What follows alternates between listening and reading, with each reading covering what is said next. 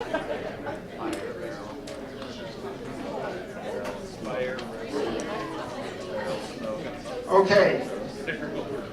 now that you've finished drawing, or about finished drawing, without words, I want you to, with your elbow partner, explain your design to them. No words. You've got to explain your design to your partner. Each of you describe your design to one another.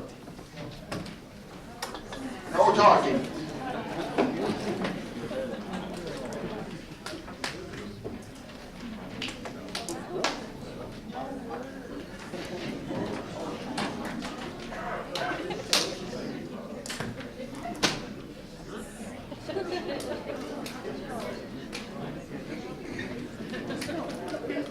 No, that was word. It's two word. Oh, who can spell that? Who can spell it? That's not a picture.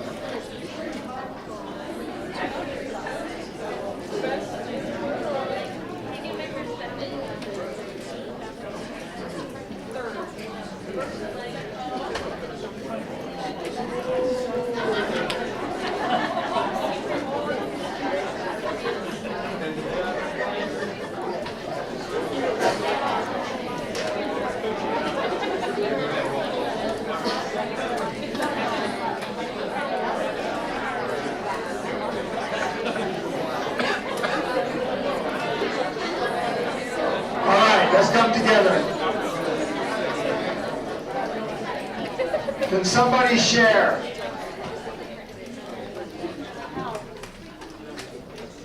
What?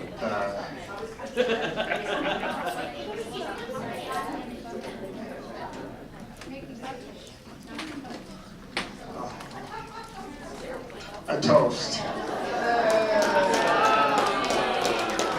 It's great. Making toast. Good. All right. What did you discover from this brief activity? I'm not an artist. Not an artist, okay?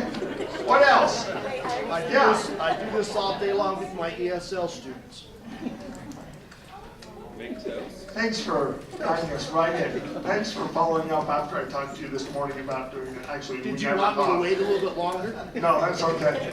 Great. Yes. We make a lot of assumptions that my partner had that knowledge or that they do it the same way I do it. Okay. Isn't making toast pretty simple? I mean, if you think of it, making toast for some would be pretty simple, but then the questions come up. Do I start from the point I buy the bread? So something as simple as describe how to make toast could become pretty complicated. What else? What else did you gain through it? Buy the bread. Buy the bread. Buy the bread? Oh, well, Mr. McCall brings the bread.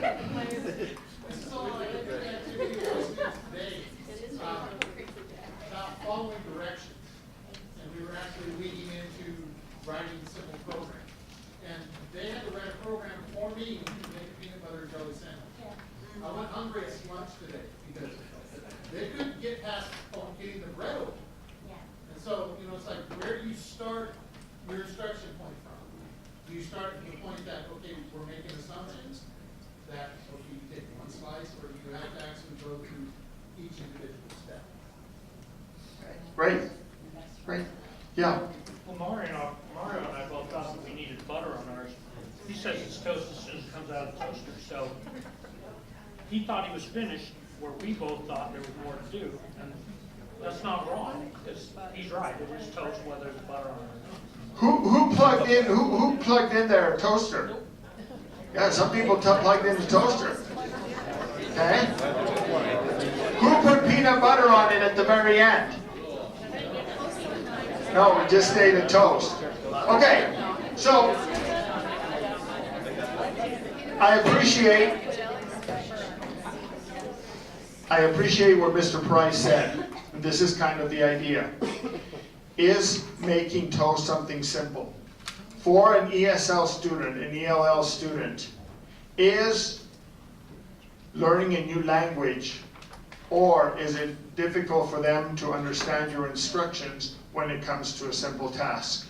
A simple task that we think is simple, but we but it might not be so simple. In Europe, how do they make toast? Serious? Who said that? They don't. They make it in a frying pan. Okay, they make it in a frying pan. So if you had somebody and you said, bake toast, did somebody just draw a front? Maybe somebody did, maybe you make toast in a frying pan. The idea is that even when you had to explain it to somebody else and not use words, what would it be like to try to learn something in a different language? If you had to write how to make toast in Chinese, okay, or Spanish. Let's just say if you had to follow the rules, if you somebody said to you, well, we need you to read the instructions on how to make toast in Spanish, or how to follow some rules in Spanish, you'd probably have maybe a struggle doing that. So I want to show a video, a TED Talk. It's about 9 minutes long. It's tied into this idea. It's kind of it's with a business model, but I want you to look at it from two different points of view. I want to look at it from the point of view as you are working with ESL students, what that looks like in your classroom and your teaching. I also want you to look at it from the point of view of being on a task force and moving our school forward, being part of this guiding coalition idea that we have. So it's a pretty good video, but the video talks about how to make toast. So go ahead and start it, Michelle, please. Years ago, I stumbled across a simple design exercise that helps me solve complex problems. And like many of these design exercises, it kind of seems trivial at first, but under deep inspection, it turns out that it reveals unexpected truths about the way that we collaborate and make sense of things. The exercise has 3 parts and begins with something that we all know how to do, which is how to make toast. It begins with a clean sheet of paper, a felt marker, and without using any words, you begin to draw how to make toast. And most people draw something like this. They draw a loaf of bread, which is sliced and put into a toaster. The toaster is then deposited for some time. It pops up, and then voila, after 2 minutes, toast and happiness.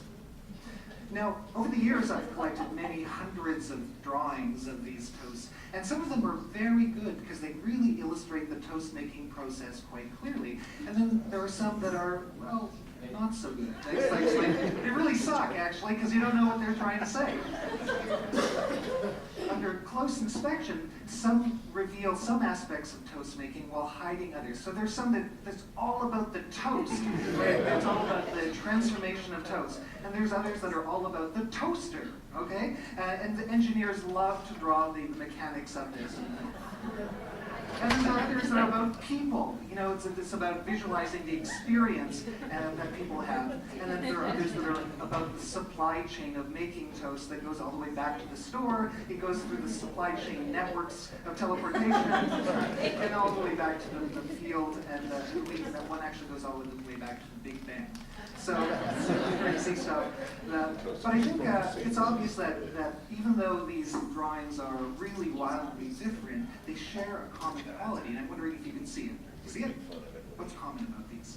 So most drawings have nodes and links. So nodes represent the tangible objects like the toaster and people, and links represent... Some of you actually had this as you were drawing. You put these the combination nodes of and links in and there. nodes that produces a full systems model. And it makes our private mental models visible about how we think something works. So that's the value of these things. And what's interesting about these systems models is how they reveal our various points of view. So for example, Americans make toast with a toaster. That seems obvious. Whereas many Europeans make toast with a frying pan, of course.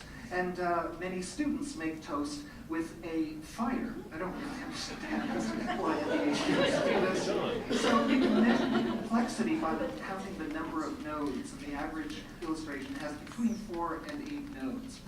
Less than that, the drawing seems trivial, but it's quick to understand. And more than 13, the drawing produces a feeling of map shock. It's too complex. So the sweet spot is between 5 and 13. So if you want to communicate something visually, have between 5 and 13 nodes in your diagram.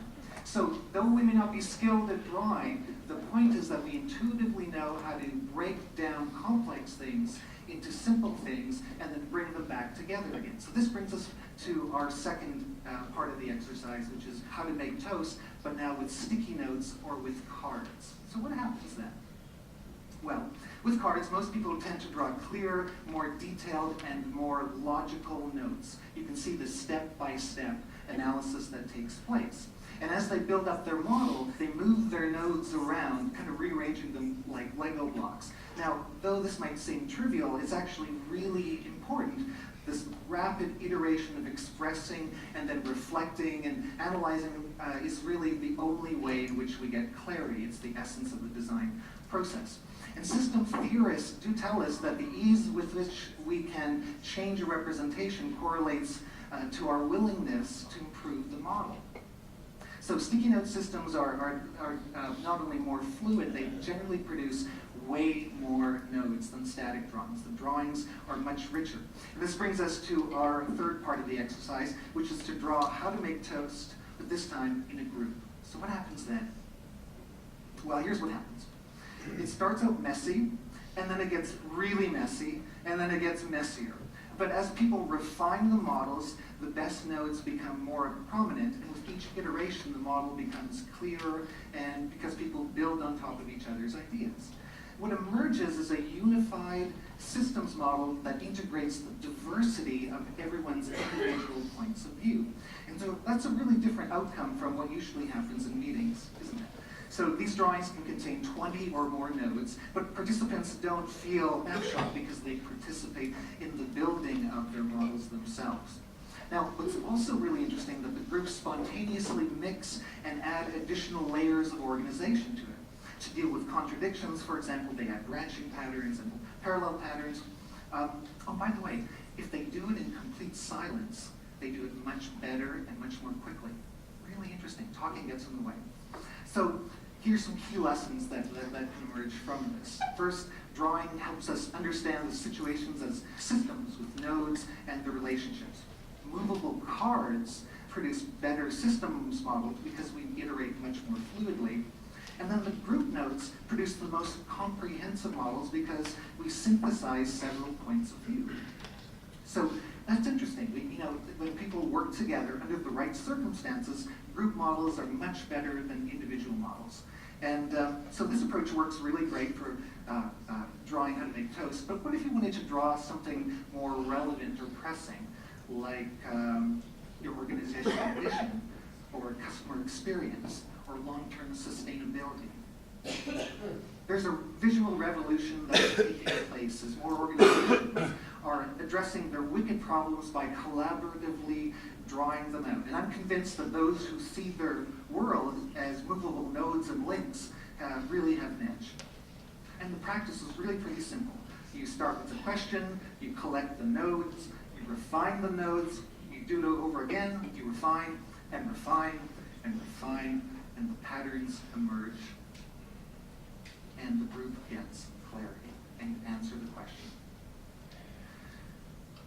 So this simple act of visualizing and doing over and over again produces some really remarkable outcomes. What's really important to know is that it's the conversations that are the important aspects, not just the models themselves. And these visual frames of reference can grow to several hundreds or even thousands of nodes. So one example is from an organization called Rodale, a publishing company. They lost a bunch of money one year, and their executive team for 3 days visualized their entire practice. And what's interesting is that after visualizing the entire business, systems upon systems, they reclaimed $50 million of revenue, and they also moved from a D rating to an A rating from their customers. Why? Because there's alignment from the executive team. So I'm now on a mission to help organizations solve their wicked problems by using collaborative visualization. On a site that I've produced called drawtoast.com, I've collected a bunch of the really, I think, best practices, and so you can learn how to run a workshop here, you can learn more about the visual language and the structure of links and nodes that you can apply to general problem solving, and download examples of various templates for unpacking the thorny problems that we all face in our organizations. Okay, that's kind of an idea, and I get the aspect that it's part of the business world. But how does this pull into our own school world? How does this relate to what we do? Yeah. We commented with that group that was losing a lot of money, and then as soon as everybody got on the same page and the same line, that's when they became successful. Right. They went from losing 50 million or something to coming together with a common vision. Good. Yeah. Anything else?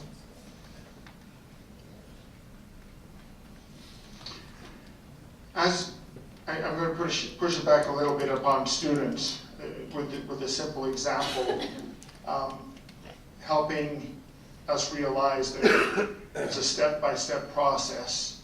It's a process where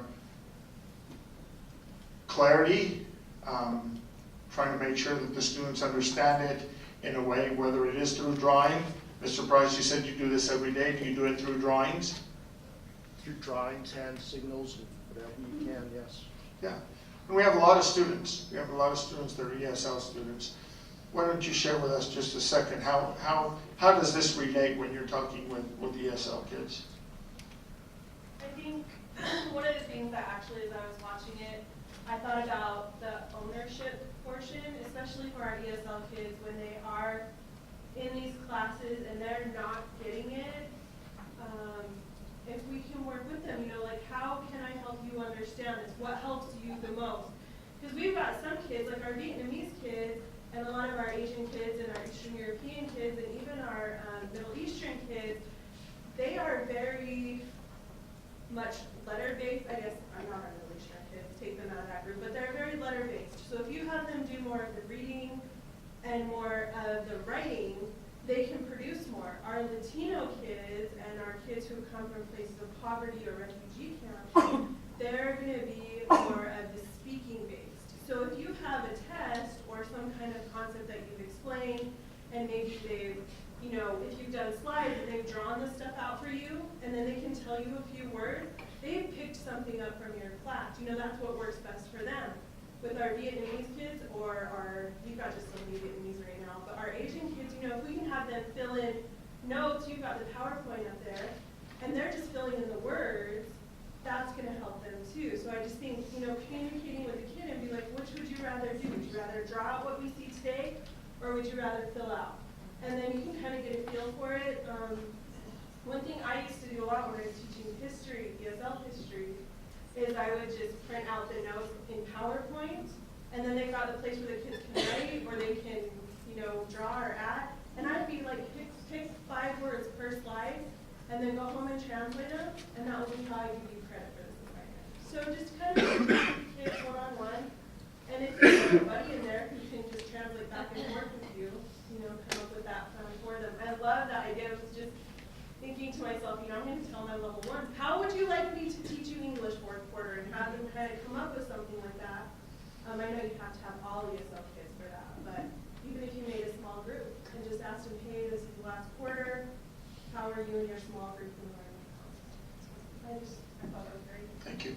Okay, yes? To be honest, this is how we work our programming class. We take the first quarter and cover basically all the language elements, and then they pick as a class what they're going to do as projects for each quarter, and they set the guideline of what they have to do and stuff, and the ownership that they have increases through each quarter to where they do a lot more because it's their thing. They don't feel like they're being forced to do something. They created the standard of what they were trying to do. So That's why I think the learning takes place. It has to be part of them.